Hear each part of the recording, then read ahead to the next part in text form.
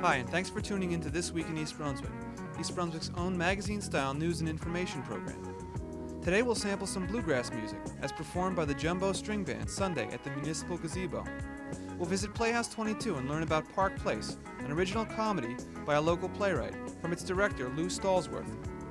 Our regular features will include Ken Shalhoub's Health Facts and Part 2 of his series on AIDS. Vic R will be back with more information on our township's growing population of white-tailed deer. And finally, Township Consumer Advocate Adrian Eisner will talk about a new U.S. Department of Agriculture toll-free hotline, all coming up on This Week in East Brunswick. But before we get to those features, here's a look at next week's Channel 8 schedule. Monday begins with Look Great, Feel Great at 10 a.m. Set your VCRs because Lenore Kulik will bring you Part 1 of Make Your Own Exercise Video for Men. At 10:30 a.m., Target's Paula Durant takes a look at Serve Centers of New Jersey. Tuesday at 7:30 on Let's Talk Health, Ken Shalhoub investigates child vaccines with Dr. Robert Salston. Then at 8 p.m., financial advisor Paul Hansen discusses investment properties in Middlesex County with Jay Oken on You and Your Money. For the kids, Reading Rainbows continues at 3 p.m. on Wednesday. Then Wednesday night, Spotlight on Education features a repeat cablecast of a day in the life of a 6th grader taped at Frost School. That's Wednesday at 7:30. And we'll be back next Thursday at 7 and 8 with more news and information on This Week in East Brunswick. This past winter, Playhouse 22 was the site of an area playwriting contest. Now the winning play, a comedy called Park Place, written by Nancy Van Lan, is in production at the Playhouse. Before we join Dolly Vasta with the play's director, Lou Stallsworth, let's take a look at a scene from Park Place. You haven't been out in months. That's not true. I went to the supermarket. Once. 3 weeks ago last Thursday, to be exact. I'm surprised they didn't have a bulletin on the evening news. We know how you feel about heights, right? That's how I feel about supermarkets. I guess I'd understand better if the store was on stilts. Row after row after row of heavy cans stacked right to the ceiling. Just waiting. Waiting? Yeah. Waiting for what? To come crashing down on somebody. I swear, it's as though they saw me coming. They started jumping up and down. They were overjoyed to see you doing the shopping for a change. They started jumping up and down in unison. Phyllis, it was you who was jumping up and down. Oh, I bet that never happened to you before. I never noticed. Hi, I'm Dolly Vasta for This Week in East Brunswick. I'm over at Playhouse 22, and I'm interviewing a delightful gentleman by the name of Lou J. Stallsworth. Lou, tell me something. What are you doing over at the Playhouse? Da-da-da-da-da-dum. You're on. Thank you, Dolly. I'm working on something new, something original, something that the community theater audience does not get to see a great deal of. An original work, what some people call a work in progress. This is a play that's been seen on no stage before. It's called Park Place by Nancy Van Lan, a native of Highland Park. She was the winner. In fact, this play was the winner of the competition that the Arts Commission in the Playhouse presented last year, the 84-85 year. And from what I understand, though, there have been a lot of changes that have been made in this play since it was originally chosen as a prize-winning play. Why did you want to particularly do this one play? Because I liked it. Let's start with the premise. The premise is love and marriage and new beginnings. And new beginnings is a subject which appeals to me. We all go through changes. We all go through fits and turns in life. And to start again, that's exciting. It's challenging. It's scary. And it can be funny. It can be amusing if you can get past the tears of it. In Park Place, we do those things. We deal with a young couple who are just beginning. The secondary story is the older couple who have to start anew. Then we have the possible genesis of a third relationship as well. Beginnings, they're delicate, they're tender, they're dangerous. They can be wonderful or they can be the end of something. And Park Place looks at the beginnings, and I like that. And it's a very witty play. Nancy has a wonderful way with dialogue. She writes a nice story. So what we have done is we have taken the story and we have worked with it. Through rehearsal, you find out what works and what doesn't work. What looks good on the printed page, what sounds good in the mind's ear or the mind's eye, however, doesn't always work when you translate it to the stage. when you put it in voice, in motion. And you find this out in rehearsal, and so sometimes you have to change. You smooth, you create transitions, or perhaps something that is a hole in the story needs to be filled, or maybe there's something extraneous which needs to be removed. The bottom line, or what we're looking to do, is to entertain the audience, to give them the most complete play that we can. And that's exciting, and that's what you don't get to see in community theater a whole lot, is the new play. It's one thing to come in here and recreate a Neil Simon show, to recreate a 2x2 or whatever. It's something else to say, here is something new. What do you think? Help us. Tell us what you like, what you don't like, what works, what doesn't work. And I enjoy it, and I think that my cast is enjoying it, and I think that Nancy, as the playwright, is being served, and that's what Pinworth is all about. Pinworth, in conjunction with Playhouse 22, East Brunswick Community Players, and the Arts Council, Pinworth likes to do original plays, and that's what we are doing. Well, it's an exciting concept, and in fact, it's the first time that the Playhouse has really had any kind of a production during the summer season. And I think it's very important, too, that we do have air conditioning here, even though we've been saving on the budget, and we have not allowed you to use it in rehearsal. For the audience, they will have air conditioning.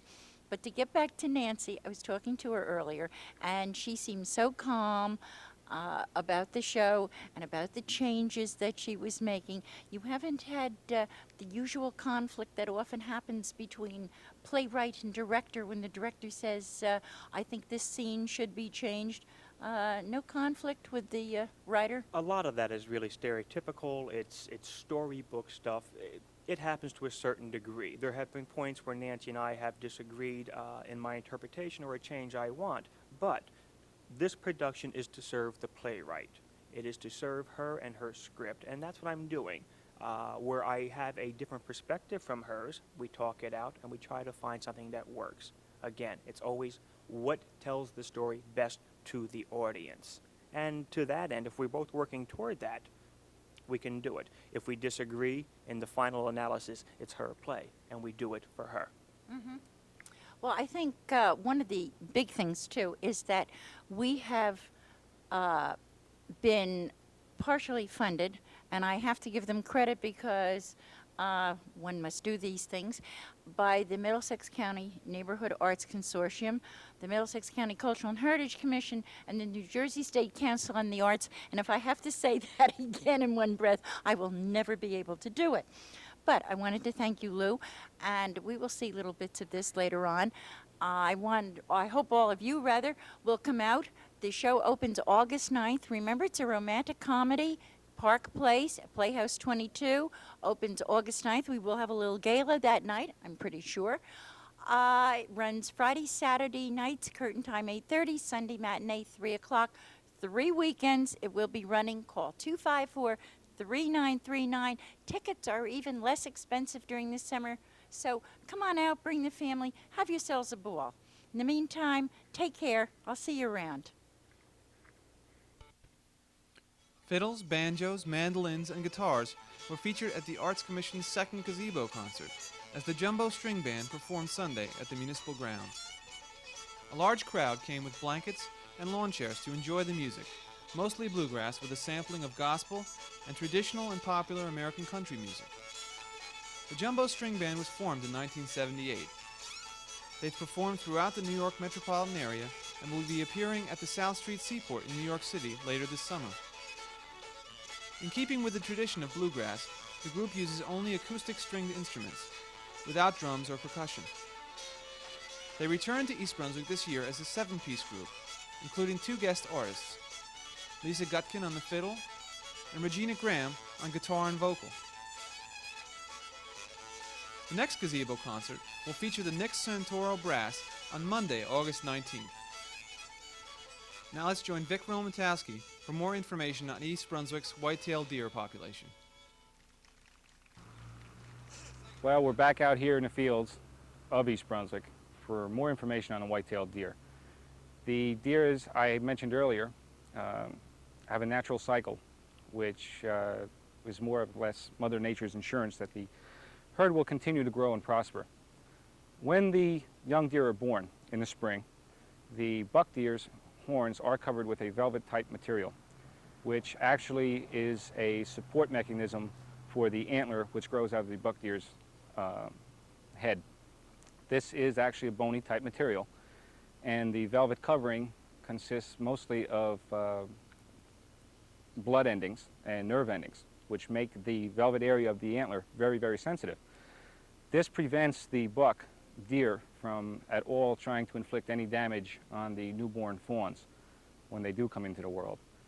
Now, as the season grows on, specifically the summer season, the buck deer will then find that the velvet material which is covering his antlers has dried. It then begins to itch immensely.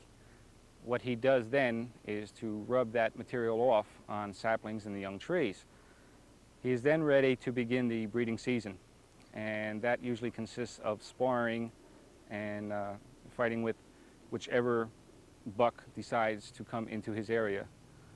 As I said earlier, the dominant buck will be the one that will become the aggressor and the possessor of the does. A buck does not stay with the family. A buck will simply breed with the doe and then move on. After the doe has been bred, she will not breed with any other deer. He will continue to do this and will breed with any number of does that he can come across and that he can become dominant over as far as the younger bucks go. Generally, they will not breed until their second season. A dog's life will age at periods of approximately, in human terms, of 7 years. A deer's age runs in about 10-year cycles. So a 1-year-old deer would be equivalent to a 10-year-old child. A 2-year-old deer would be equivalent to a 20-year-old person. Therefore, the deer that are born in the spring of this year will not be able to breed and produce their own young for a period of 2 years. When the doe does come into season on her first year, she will probably have only one single fawn. After that, twins are most common, and even triplets. The doe will raise them and feed them basically mother's milk for the first several weeks that they are in existence. The deer are covered with a light coat of hair with white spots. This basically breaks up their pattern on the ground. One other interesting thing is that a deer fawn does not give off any scent, so that predators in the area cannot pick up the fawn lying where the doe had hit it simply from the scent. The doe will also lead predators off to an area and then return back to her young. The deer herd, as it were right now in New Jersey, as I said earlier, is extremely healthy. However, while you are driving at night and the side of the road suddenly becomes lit with 2 small headlights, that might be a deer. Deer's eyes do not adapt quickly to light. They panic and they'll freeze. If you strike them with your car, in addition to inflicting fatal injuries or extremely painful injuries on the deer, they can also inflict injuries on you. They will total your automobile. They have been known in the past to bounce right up off the road and come into the car's windshield. So please, if you're driving at night, look out for the deer. There's plenty of room for all of us here in town. Take your time. If you do come across a deer that is hit, please notify police headquarters immediately, and they'll call me out and we'll take care of it from there. There are several law changes regarding the possession of deer, which the police department is aware of and can advise you of if you do come in contact with a deer. So enjoy them. They're our neighbors. They're here. If you don't actually come across them physically, what you might find is a few of their tracks. They're the only animals in the area that leave tracks like this. We'll see you back again with more animals in our outdoors in East Brunswick. Thank you.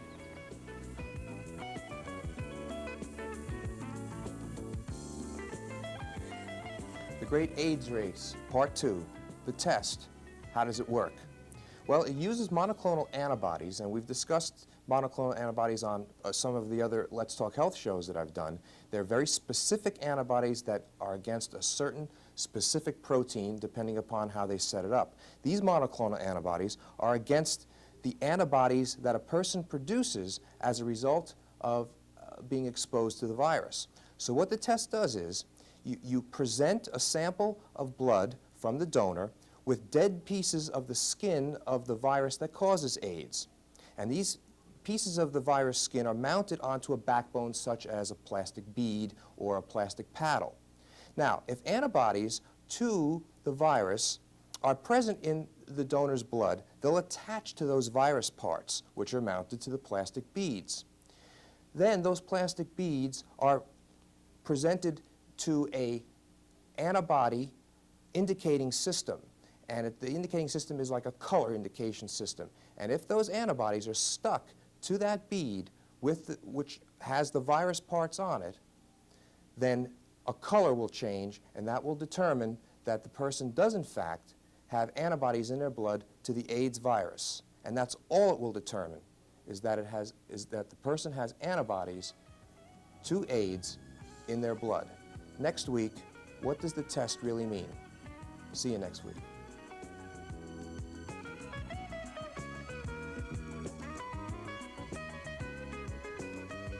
Hello, and welcome to Consumer Aware.